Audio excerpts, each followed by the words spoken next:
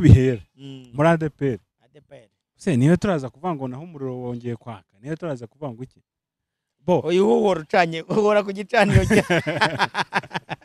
umuriro uhora ku gicaniro umuriro uhora ku gicaniro ntago watwaba ngo watse ubu niyo mwakandika izi mpapuro ariko Imana itarasi mwana wanjye hari manda akandi y'imyaka 7 izarangira ahubwo akore ninde mu mujyi ntago urazanamo ingwe bari gusakuza uri kumva tuza ndi kumwe nawe ryatangiye ari itorero rifite umuriro wa Pentecote nkuko ryigita rifite isoko y'ubugingo turi kugendana ariko intambara n'imvururu zagiye ziribamo sasa rero abo bantu bose mu cyitwa ubuyobozi bufatika uyobowe n'uwitwa Isaie Pastor Isaie yego ngo Pastor Isaie mu bana ayoboyemo abanyamwuka bo mu itorero rya Kristo ariko bo bahabwa amahame n'imihango n'imigenzo n'imikorere imigenzereze ya Kristo akayoramo n'abanyedini b'itorero rya Adepr ntihari igihe ushobora gusanga bamurambiwe na bari abashaka cyangwa se bafite inyota icyo nari kuza kukigeraho kuko uyu munsi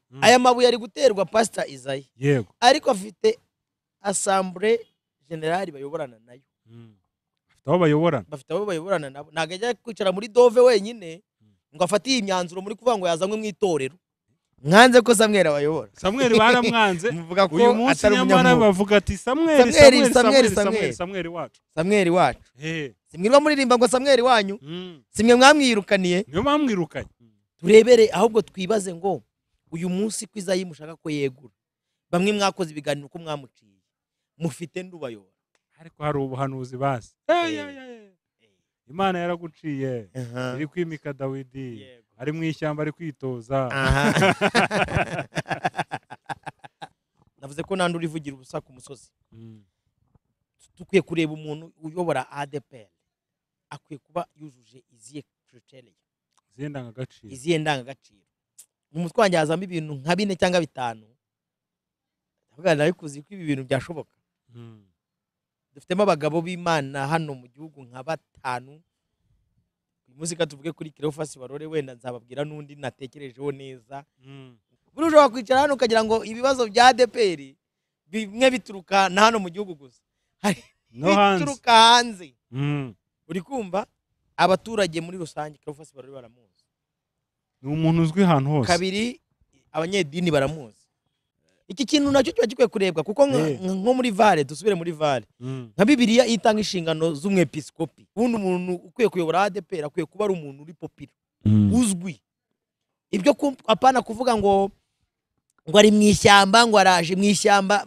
barahigira ariko namanza naze amanza atsinde Goliath tubibone turirimbe tuvuge dusase imyenda mu nzira tuvuge ati kanaka yisha abantu inzovu uri kumva uwari uriho yisha igihumbi kuko byanze bikunze ubusura ya Pastor Isaie ubu ibyo twabyita n'ubuhanuzi reka tumuhanurire Pastor Isaie umva uko mvugana nawe yes ndagusuje gukurikirana ikiganiro Gospel Vale Roba twagarutse muri Gospel Vale twaje twateye agatebe n'abadukurikirana bo namwe nimutera agatebe nibicare kabisa hari umuvandimwe ajya kuvuga ngo bicare ku gasonga bugari nibatera agatebe ntabwo bose badufite dusonga bugari bicare bitegure kureba muri vale zabo barebemo nabo niba koko ibyo tugiye kuganira none ahangaha vale yacu ivuze ukuri yego Roba yego uyu munsi rero muri vale yacu uyu munsi reka tuyerekeze mu itorero bita Adepr imboni yacu ubu ngubu bigiye muri Adepr niho twerekeje vale mu minsi ishize twagiye tuvuga tuvuga ibiriho mu minsi ishize twavuze ku bya Zion Temple ariko tuvuga tuti muri Adepr murabizi ko bivuyeyo tuba twikubise muri wa Pentecote ni hahandi bya bindi rero ngo bisi ngo tugeze muri Katolike rero ngo bisi yirwa izenguruka ariko ikarara igataha kwa nyirayo reka natwe tugaruka aho byatangiriye muri Adepr aho bihera muri Adepr se niyo turaza kuvuga ngo naho umuriro wongeye kwaka niyo turaza kuvuga ngo iki bo uyu uhora ucanye uhora ku gicaniro umuriro uhora ku gicaniro umuriro uhora ku gicaniro ntago watwaba ngo watse Well, anyway, wenda dushobora kuba turi kubiseka gutya ariko yego reka mvuge ngo biba bibabaje. Biba bibabaje. ariko nanone reka wenda mvuga aka kantu. Yego. Ubundi ahantu hari igiti kirimo amapera nkunda kubwira abantu ko ari cyo bateraho amabuye. Igiti kirimo imbuto cyo giterwa amabuye. Yego giterwamo amabuye. Hari sosiyete 3 tugira muvandimwe hano utarenze ingohe zihora nyine kubera sosiyete yayo ari nini cyane. Nakubwiye ngo ikitwa Rayon Sport, sosiyete y'abamotari na sosiyete ya Adepr. Nago yabura amabuye. Uko byagenda izo sosiyete 3 nizaburamo amabuye. Rero igiti kirimo imbuto nicyo giterwa amabuye cyane. Ariko ibyo uvuze n'ukuri uyu munsi aba bapasiteri bose twirwa aya matoro yose yandi twirwa tuvuga bose bavuga ati hariya ni kuri gakondo yacu ni kuri Adepr. Niho bakirijwe rega niho bigishijwe kubwiriza la majority. Kandi uyu munsi Adepr yacyaproducinga iracyarera abavuga butumwa n'abapasiteri cyane. Ahubwo ikibazo nuko utangiye kuzamuka ahita avuga ati ariko burya wakinyurira waca hanga nanjye nkajya. Ubwo nawe harimo ikibazo tuzakora bare yaje tuganire kubera iki itoro ushobora kurera abavuga butumwa bagera ku rwego rurushyitse ngo noneho batange no babyazwa umusaruro bagahita bigendera. Ese mwisi y'umwuka n'ukuri cyangwa si ukuri? Kuko ushobora kujya mwisi y'umwuka ugasanga niko kuri biraba ngo mugende mu mahanga yose. Ubwo nyine bagiye mu mahanga yose ubwo ni mu mwuka. Ese mwisi y'umubiri niko biri? Tuzakora bare yabyo. Kandi koko unarebye hanze wenda si bose ariko benshi mu bantu bavuye muri Adepr bagashinga amatora cyangwa se amadini hanze usanga bari amadini afite indangagaciro uko byagenda kose. Abenshi hari abagira zandangagaciro n'ubundi bavanye muri Adepr bagabusanyaho gatoya kubera ko bagiye gukereye ibindi ahubwo ugasanga za norme zo bavanye muri Adepr ziracyabakurikirana. Bituma n'amatorero yabo usanga hari ukuntu hahagaze kurenza uko andi. Abantu baba barakure mu butayu uzasanga uyu munsi yarishinze ejo rikaba arimo akaduruvayo n'iki. Ariko ni gake uzumva umuntu wakuriye muri Adepr azaza agakerera church ukabonamo intambara. Sinzi Adepr ishobora kuba ifite ukuntu nyine iba gusige ko Adepr yangiritse kera hari itorero ry'umwuka tujye tuvugisha ukuri. None umwuka yaragiye se hasigayemo ariko muri bake. Yego reka duhite twinjira rero. Ngira ngo muri iyi minsi twabonye ibaruwa yeguza umushumba mukuru. Asigara umushumba mukuru niko yitwa. Ariko nibyo umuntu uyoboye ku rwego rw'igihugu aba ari umushumba mukuru. Ubone ngo umushumba ni Yesu da. Umushumba mukuru ni Yesu. Oya bari ibivugaho. Bari vuga iki? Ravango ya bamwe yabahaye inshingano y'ubushumba n'umuhamagara Imana itanga. Ahubwo ikibazo kumenya mwisi y'umwuka. Ubushobora nko gusanga mu bumana umushumba mukuru Imana itekereza atandukanye n'umushumba mukuru abantu batekereza. Cyane. Hari umuntu ugeze kuduha ubuhamya. Yego. Buriya mugani hari ikintu abantu bibeshya mu bintu by'umwuka. Hari umuntu ugeze kuduha ubuhamya yabaga mu ntuza yabaga mu rusengero ahantu. Yego. Noneho ngo ubuhanuzi buramanuka. Buravuga ngo umushumba wanyu giye kumutwara. Kandi nimutwara itorero ryanyu rizatatana. Ubwo buhanuzi buramanuka. Umva abantu bajya ku mavi basengera pasiteri bagira bate bararira biranga. Imana iti ngewe nadesize ndamucyura. Hashize iminsi ngo muri urwo rusengero hapamo umukecuru. Kagakecuru nyine kakana abantu bose batitaho. Abarapfuye. Umukecuru apfuye. Nyuma y'iminsi ngaho itorero rihita risenyuka neza neza. Bibiri bivuga iravango iby'Imana yibwira. Abantu bibwira. Urumva nibyo w'abantu batakezaga ko umushumba wabo ari bahagaze imbere. Ariko hari umukecuru Imana ngo yaje kwasavuga ati uriye niwe wirwaga aririra itorero. None ntago mugifite umuntu baririra. Ubaririra ntimukimufite. Iby'Imana itekereza. N'iby'Imana yibwira bitandukanye n'iby'abantu. Umwanditsi umwe w'ijambo ry'Imana yaranditse aravango ibasha gukora. Efeso 3:20. Ibiruta cyane ibyo dusaba. Nkuko imbaraga zayo ziri muri twebwe zidukoreramo. Bivuze iki? Ibintu Imana itekereza muvandimwe ni binini kurenza ibyo twebwe twibwira. Yego. Sureba nk'uyu munsi tuvuze ngo umushumba mukuru ushobora kujya mu bumana uri kumva abantu babitandukaniye ugasanga umuntu Imana yita umushumba mukuru wenda n'urugero wa Adepr. Ugasanga nk'ahantu nta n'umwitaho ariko mu ijuru. Niyo mpamvu Bibiliya niwe wirwurira itorero none ari nihira aripfukamira ari donc afite inshingano zayo kandi kubera gukiranuka kwe Imana ikamwumva. none Bibiliya sivuga ikivuga ngo abo bantu bagaragara nk'abantu batariho ariko batunze benshi.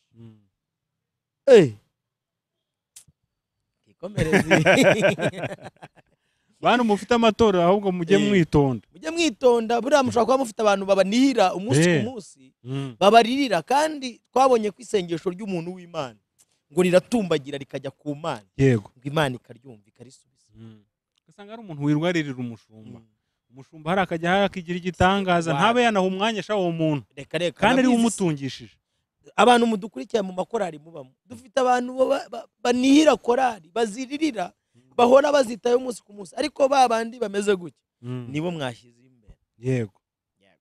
Aha rero reka twinjiye kuri iyo baruwa. Ni ibaruwa ngira ngo yandikiwe RGB nibe nibeshye. Yego. Ariko nabonye kopi zaroherejwe ahantu henshi. Ariko nyine bohereje abantu benshi ko boherejemo na presidence, bohereza Minaroke, bohereza Minubumwe, polisi y'igihugu RIB, na RIK, ya RIK twigeze kuvuga.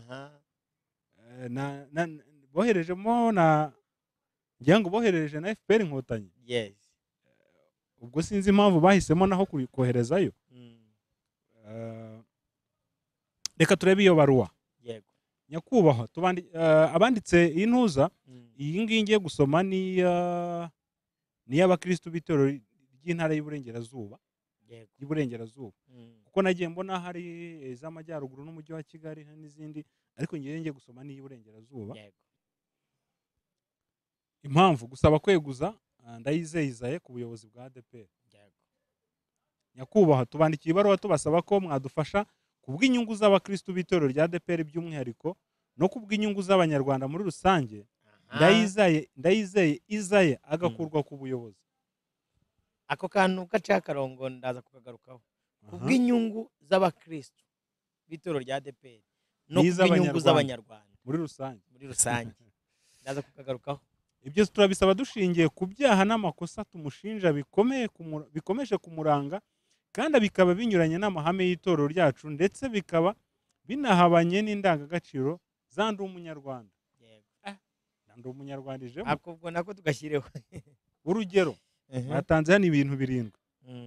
Icya mbere, kujya ku buyobozi binyuranye n'amabwiriza ya Adepr. Icya kabiri, kwimikwa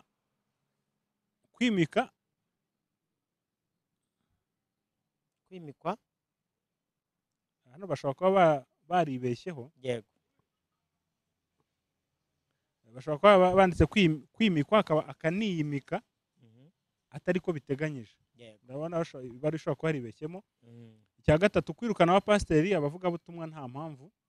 Icya kane, kugurisha imitungo y'itorero uko ashatse. Icya gatanu, kwinjiza ubutinganyi mu itorero ritabyemera. Icya gatandatu, gukoresha iterabwoba, ivangura, itoteza n'itonesha.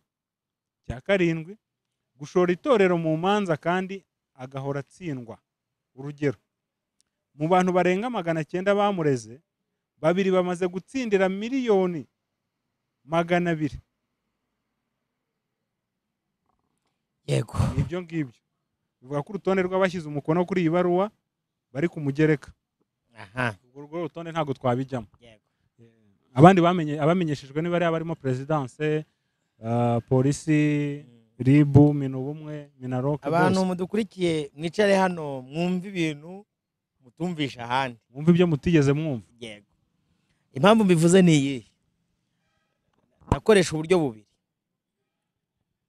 Itorero rya Adepr rifite amateka kuva aho rigereye mu Rwanda, sibyo?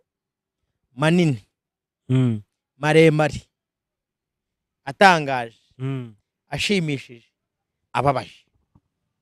Uvuze ibintu bingahe? Maremare, manini, atangaje, ababaje, ashimishije. Yego. Ubwo tugiye mu buryo byakozwe bishimishije birahari cyane, tugiye mu byababaje birahari, tugiye mu mateka manini tukayavuga. Ntago ikiganiro cy'iminota 30 cyangwa 40 tugiye gukora twagishobora. Reka nyageranye n'amateka y'Abisiraheli. Yego. Nyumve neza mutaza guhita mwandika ngo ugeranyije bitagereranywa, ariko bifitemo amateka ngiye kuvuga kubw'iyi mpamvu y'ibaruwa mbonye. umunsi umwe abisiraheli bigeze guhagarara barashega, baravuga ngo mana, tubona ayandi moko cyangwa se ayandi mahanga afite abami, natwe muduha umwami. Imana irabitegereza, irabareba, iravuga ati ntago ari ikibazo cy'umwami, nuko banze ko mbayobora. Turi kugendana, iravuga ati nta kibazo, mugende mushyireho umwami. Ibahitiramo uwitwa Sawuli ngo abayobore.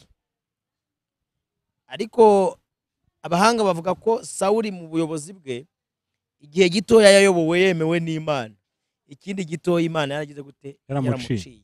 Iyo ni Bibiliya, nyumve neza.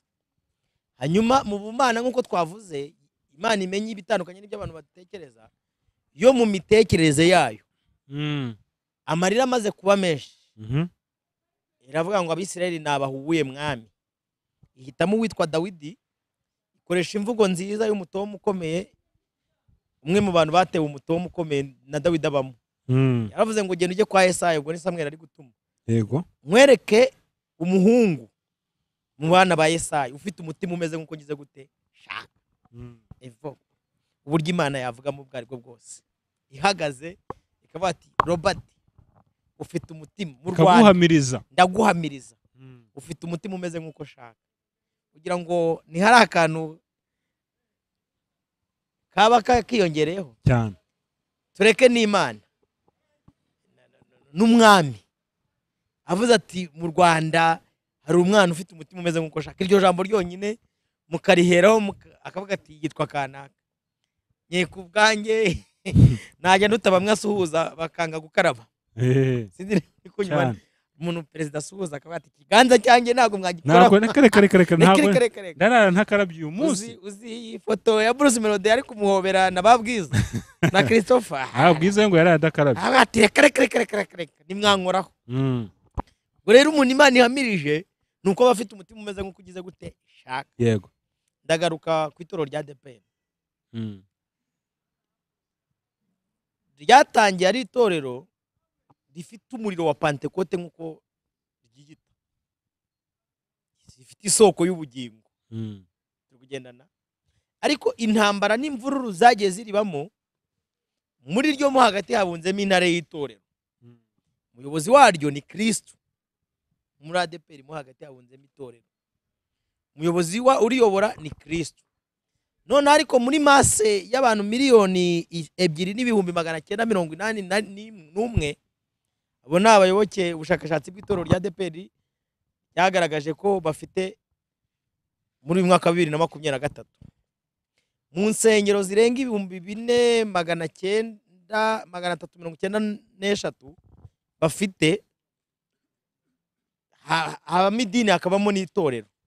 Mindani mimbere harimo abanyetorero rya Kristo bayobowe na Kristo cyane. Noneho muri masse hakabamo abanyamadini bayobowe n'idini na association yitwa Adepr.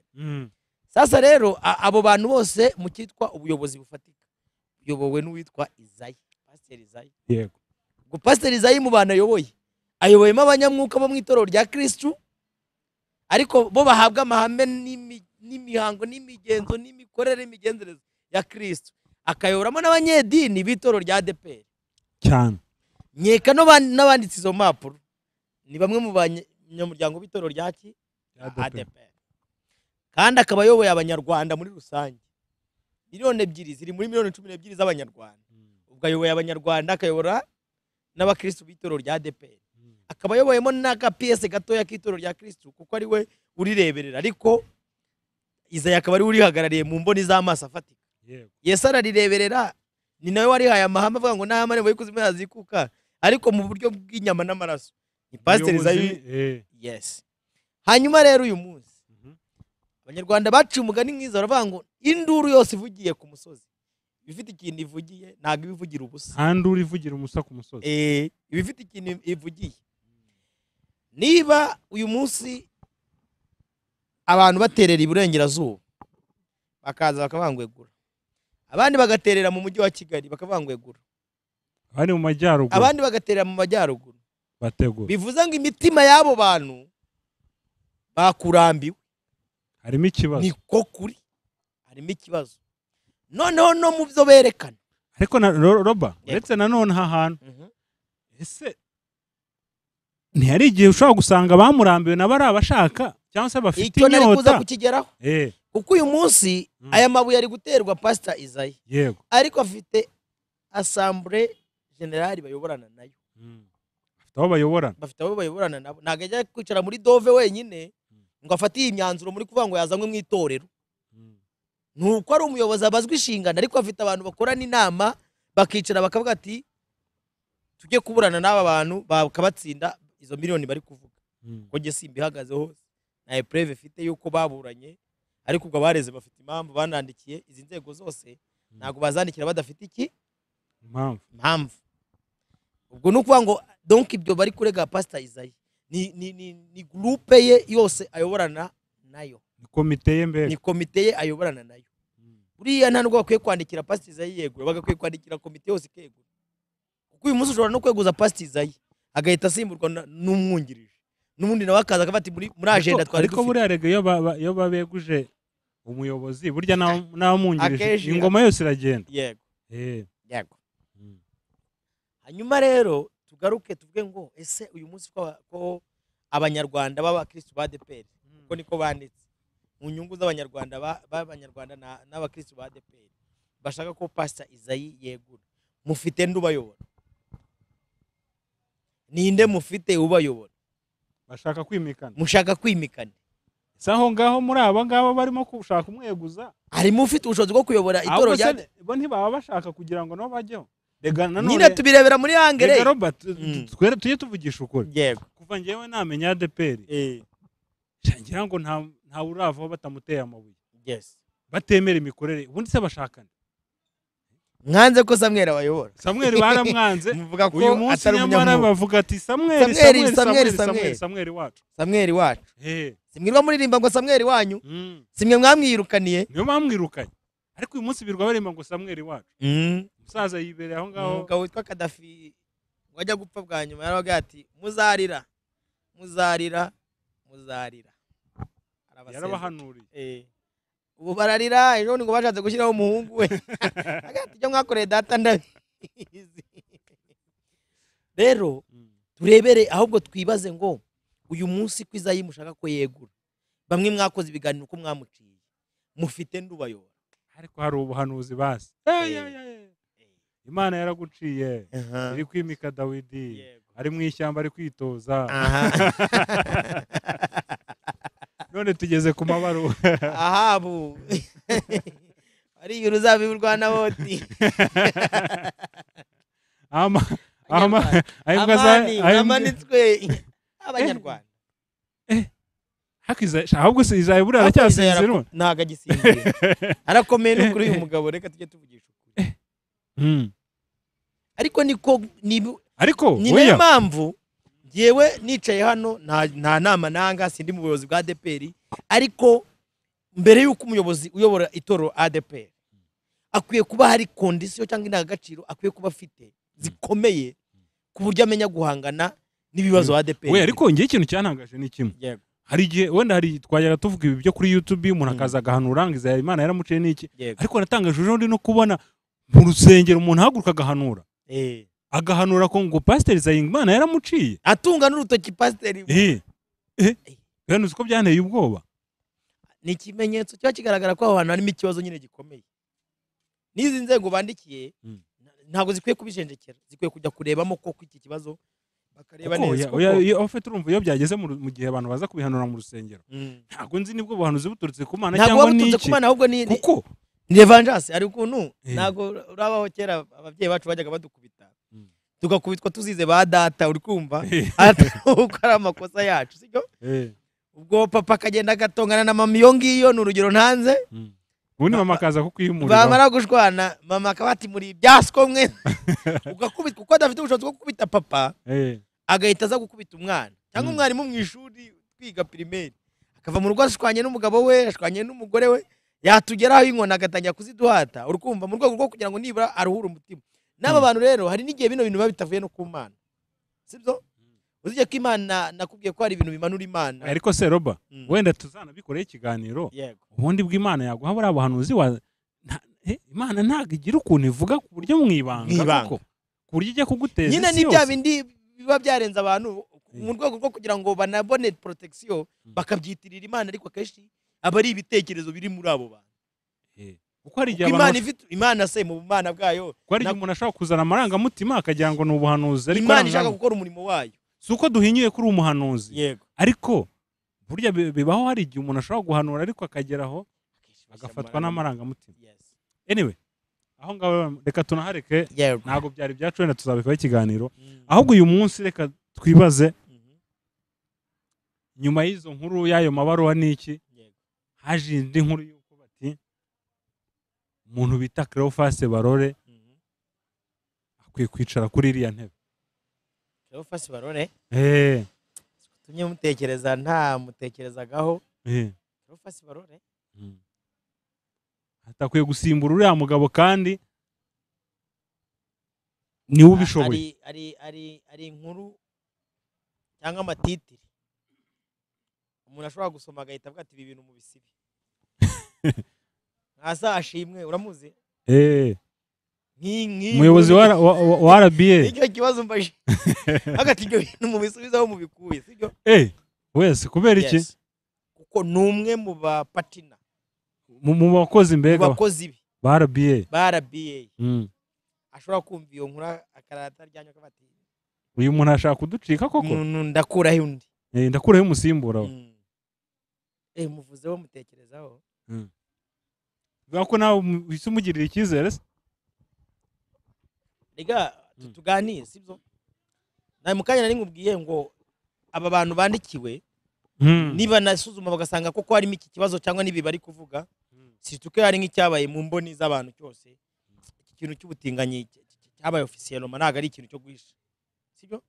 Kandi mu mahame y'ituro rya Adepr ntago cyemewe, nubwo umuyobozi mukuru yaba areberera ikintu kikaba yaba atakizi cyangwa kizi, hari ikintu kiba nyine kikagaragara ko kikwambitse ubusa, tuvugisha ukuri, sibyo?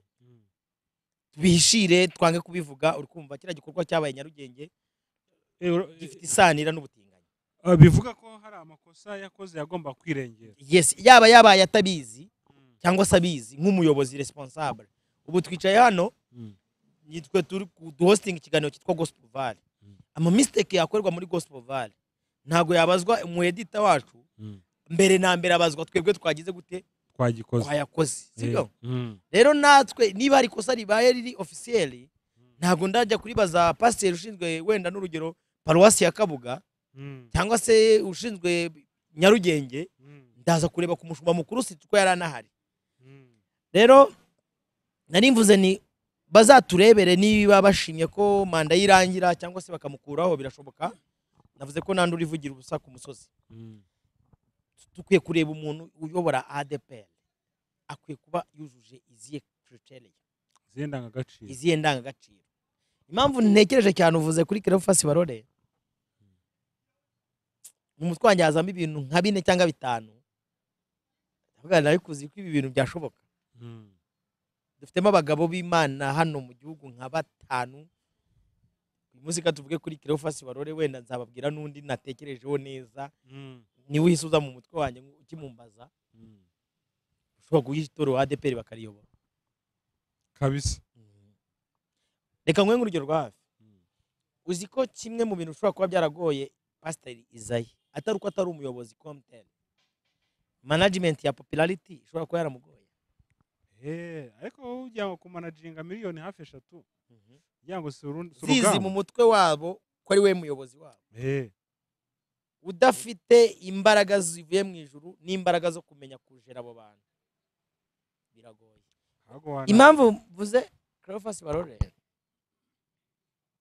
ni umuntu uri celebre, ni umuntu uzwi kabisa, uzwi kandi mu buryo bukomeye. Uzi ko Cleophas Barore ari popularity mu mboni z'uburyo bwombi.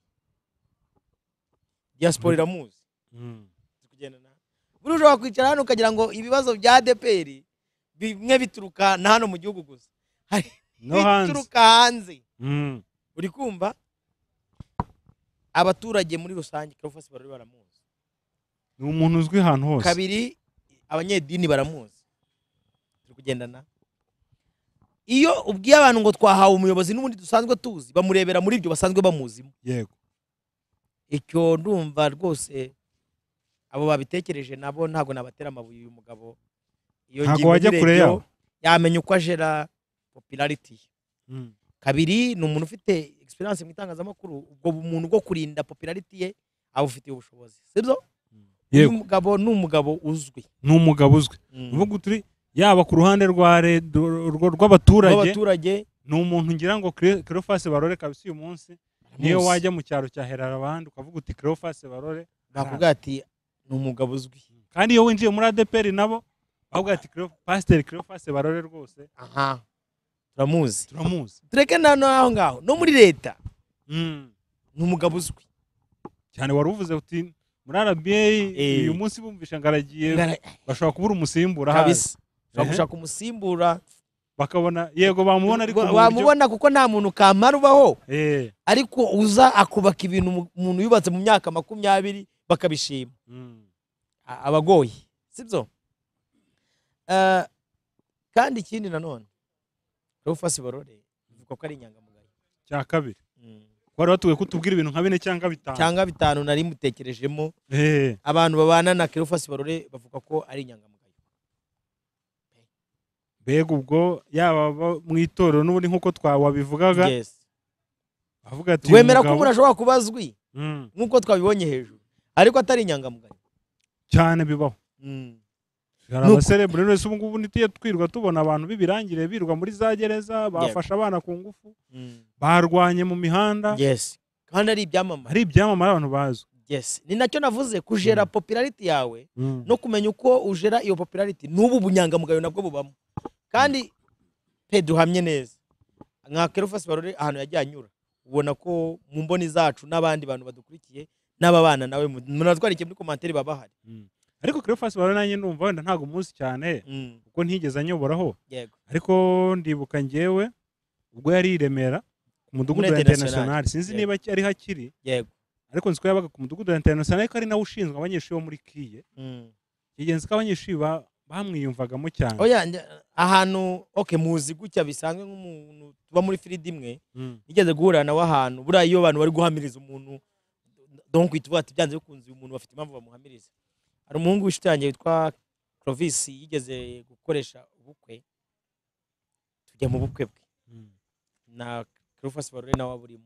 Abantu nicaranye nabo baravuga ati cyokoza uyu mugabo ni umugabo kabisa ubona w'imfura w'inyangamugayo. Urumva umuntu uhamirijwe n'abantu nta nikibaye wenda ngo nkuko turi kumuvuga, uwo muntu aba ari imfura, uwo muntu aba ari inyangamugayo, sibyo? Kumva abantu baramuhamirije pe ni imfura. Urumva niba abantu yayoboye mu itorero bamuhamiriza, aba bana nabo mu buzima busanzwe bakamuhamiriza. Iki kintu nacyo kiba gikwiye kurebwa kuko nko muri Vale, dusubire muri Vale, nka Bibiliya itanga inshingano z'umwepiskopi.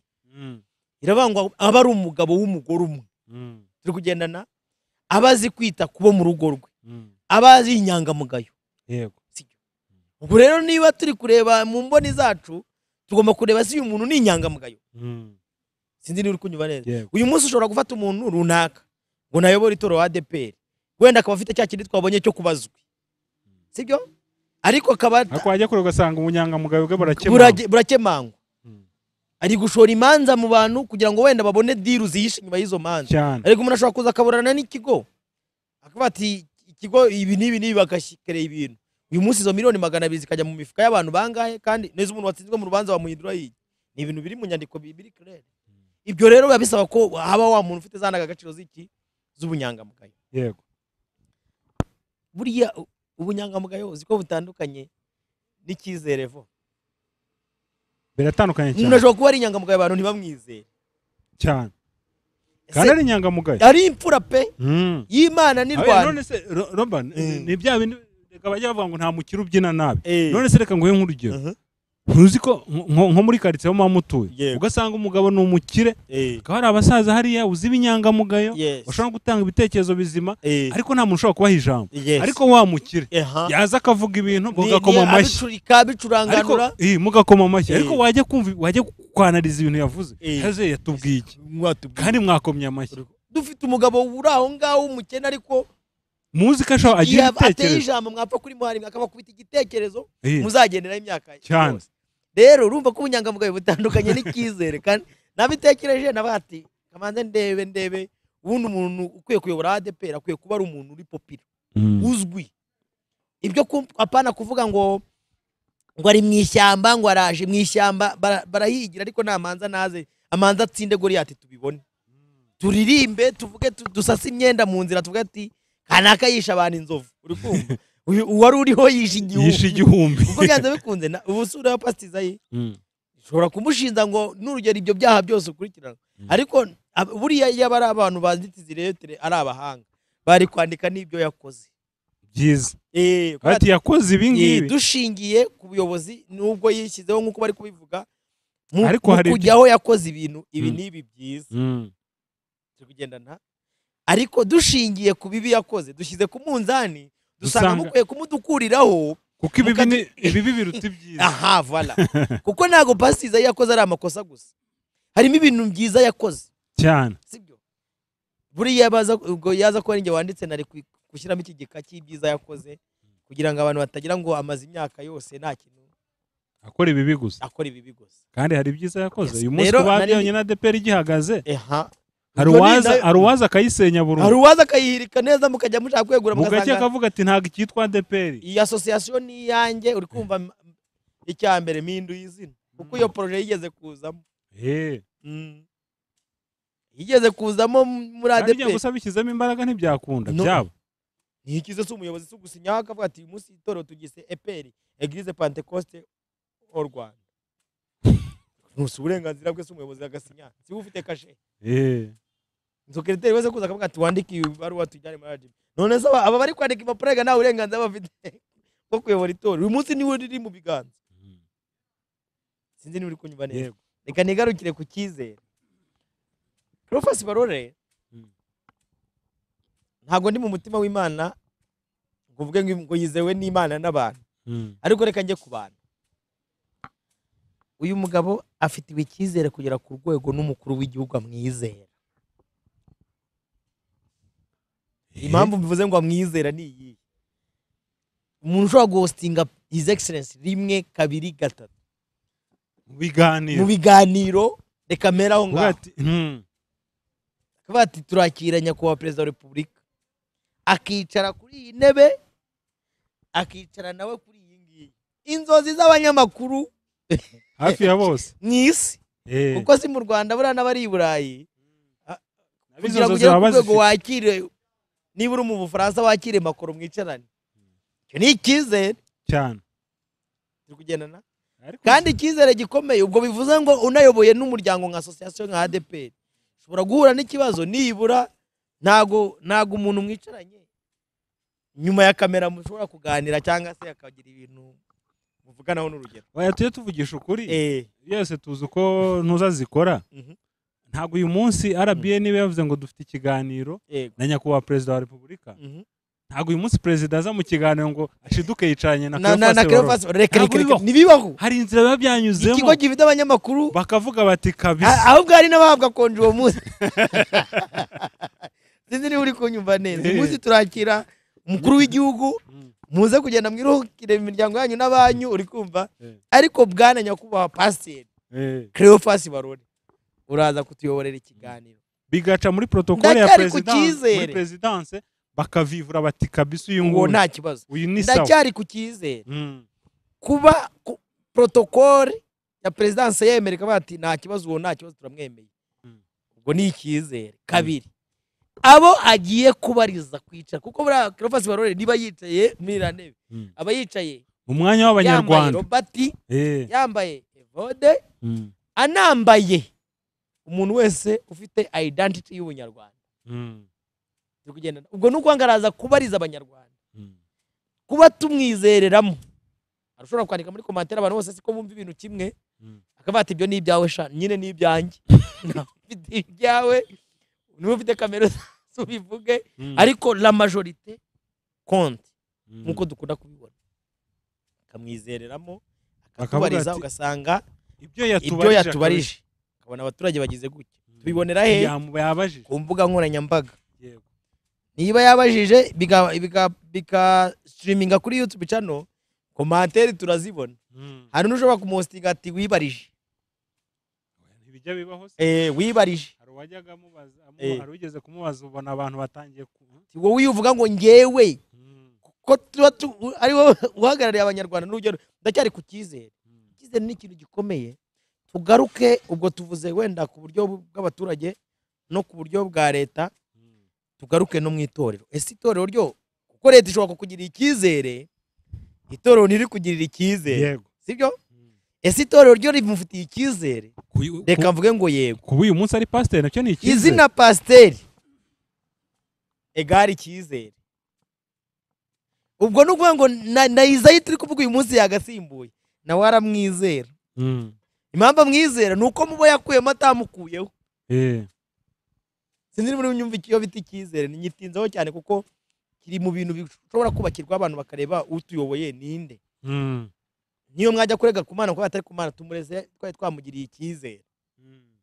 Kugeza uyu munsi aba barega barakubwira ngo yagiyeho batagize gute, batabigizemo uruhare. Ariko uyu munsi kugiramo uruhare ni iki? Ni igihe umunyarwanda nkanjye nkora ikiganiro turi kugendana nkaba ati shingiye ku byo mbona uyu mugabo ari mu bizewe bashobora kuba bayobora iyi association yacu. Ubwo nukuvuga ngo aba yagiyeho nanjye ndi mu babagize uruhare kugira ngo ajyeho. Sinzi yes yego. None se ko nabavuze ngo tubona Robert yayobora Adepr. Ko nabavuze ati ko nawavuze mubashyize mu majwi ko nawashyize muri kumva nuko nta cyizere cyo kuyobora ngiza gute fitiwe. Uyu yigifitiwe rero nanjye ndamuhamiriza. Yego. Kuba pasteur byonyine. Ubwo ngo mwamugiriye icyizere mu mugira pasteur. Tudashingiye ku bindi byose inzira zose mwanyuramo. Ni pasteur kuko abantu bose ntago ari aba pasteur muri Adepr. Yego. Turi kugendana icyizere. Ubwo urumva numva nta kibazo kuri ngewe wabitekereje nanjye numva n'abadakora nawe. Hari akandi kantu ngiye kuvuga ka kane. Ijambo experience uzi icyo ari cyo? Experience. Uburambe. Burambe. Iyo tuvuze ngo umuntu afite uburambe nukuba afite uburyo bwo kuba yatinda mu kintu ariko ubwo gitinzemo bikagaragaza ko nta kibazo yakigizemo. Uyu mugabo navuze ngo amaze imyaka 20 muri saga 20 mu gitangazamakuru tukita mail. Bigana nakubwira ati yewe mujye mumenya ko nkora kuri mail, kuri radio mail. Kuri radio mail. Sibyo. Zira ni inzozi zimwe z'abanyamakuru hafi ya bose. Ari umuhungu ushitangiye witwa Moses. Uramuzi? Kora kuri RBA? Yes. Kora ibintu bya showbiz? Moses abandi banyamakuru bajya bavuga ati niba hari umuntu wagize parikuru nziza ni Moses. Tukugendana. Inzira yanyuzemo hari ukuntu unyura ahantu. Uriya Moses nawe uzashaka kubuhamya ariko evo. Afite ubuhamya bukomeye twe tugendereye. Ariko uyu munsi kuba Moses ari ayoboye showbiz muri RBA ni urugendo yanyuze. Nandi kuri experience. Iyi experience rero imara iki? Buriya nshobora kuvuga ngo iyo myaka 20 ayimaze ari umuyobozi. Abantu bakavuga ngo mu itangazamakuru se uyobora abantu gute? Ariko ubundi itangazamakuru ni secteur ya 4. Ubuyobozi. Mu buyobozi. Sibyo? Secteur ya 4. Iyi secteur rero uyu mugabo ayimaze imyaka 20 ayibamo ayoboye. Abaturage waba muri executive ukabayobora uri kumva bakakujya ku murongo bakagaruka ugasanga bahuye n'itangazamakuru. Uzi abagitifu benshi batinya na irreverence papi. Ni benshi. Kubera iki? Muri secteur yabo araza bagacakiraniramo. Ujya wumva ngo aha turi kasanga umuturage yagiye kubaza gitifu asanga gitifu yanze kubikemura ati ubwo byageze mu biganza bya papi biragira gute? Birakemuka. Uyu mugabo rero afite experience yo kuba yayobora abantu mu nshingano ze, sibyo? Kabiri ayifite mu itorero. ni pasiteri nyine nk'uko twabivuze. Sinzi niba uri kunyumva neza. Niba afite experience yo kuyobora abantu ntiwamutereka muri izi nshingano yazishobora. Ahubwo ikibazo twibaze ngo yazifatanya n'izo arimo, yava mu zo arimo, yagenda gute? Bivuze ngo niba abantu bari kwifuza umuyobozi umeze nka Cleophas Barore, birakwiye ko n'izindi condition z'uwo bashyiraho yajya kuba nibura afite criteria nk'iza Cleophas Barore. Siko ye nuko mbyumva, uko mbibona muri gospel vale ngo kuri Cleophas Barore turavivuye. Yego, tuzaze tuvuge n'abandi ubwo n'abandi tuzabavuga, ariko twaye niko tubyumva. Niko tubyumva, ntago duhamije kandi tuvuze kubihari bigaragarira amaso mu mboni z'abantu. Hanyuma wenda dusoza twinjira kuri Bibiliya ivuga ko icyitwa ubuyobozi bwose buva ku Mana. Niko kuri 100%. N'aba bayobozi mubona bayobora nabi, n'aba muyobora bayobora neza, bose baba bavuye ku Mana. Mu mpamvu z'Imana ifite impamvu igiye kubakoresha abo bayobozi cyane. Mutagira ngo Sawuli ntiyari yaravuye ku buyobozi, na pastor Isaie muri gutera amabuye, muri kwanika kuri we ni amabuye, ayo namabuye wavuga tubarasinzira. Yavuye ku Mana. Ntago wayobora miliyoni byanze bikunze. Hari ikimana yamuzanye ngakora kugira ngo abanyarwanda murebe, mwige, mumenye. Byanga bikunze hari icyo Imana yatumye ajya kuri buriya buyobozi, kandi uyu munsi yazanavaho. Nuvuga ngo Imana izabibona ko inshingano yamuhaye harazirangiye. Ubu niyo mwakandika izi mpapuro. Ariko Imana itarasi mwana wanjye hari manda akandi y'imyaka 7 izarangira, ahubwo akore ninde mu mujyi. Ntabwo urazanamo ingwe bari gusakuza, uri kumva? Tuza ndi kumwe nawe cyane rwose. Ubu ibyo twabyita n'ubuhanuzi, reka tumuhanurire. Pastor Isaie, umva uko mvugana nawe. Ubuyobozi bwose bushyirwaho n'Imana.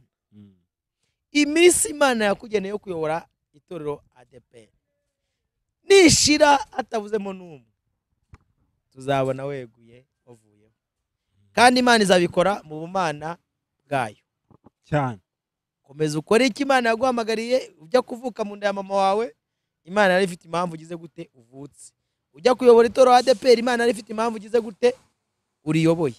Nizirangira mu mpamvu z'Imana uzavaho. Rego uyu munsi ntitwakwirengagiza ko nubwo wenda hari abenshi barimo kwandika aya mabaruwa, ntabwo tuzi niba ari bo benshi, ariko hari abamushyigikiye, none banakunze ibyo arimo akora, kandi babyemera. Uyu munsi erega buriya nicyo ni abanyarwanda n'abahanga ba kera bacaga umugani ukumva uri mu bwenge. Hari umuntu waciye umugani aravuga ngo ubwenge bwari bwiza, ikibo cyabayeho nuko bwamenywe na bose. Umuntu araza akicara hano kuri kamera agakubita rigima ze yateguye neza, undi yaza yakubitizwa batari kuzikoko, ugahita umuka amazi atari ko wamugana nini, umuntu yari yatubeshye. Ariko nanone ikiza cy'itangazamakuru dushyira hano inzobe, abahitamo bakagira gute bagafata conclusion. Ikimana yagennye ari kizasohoza, numva ariko nasoza ikiganiro cya Gospel Vale.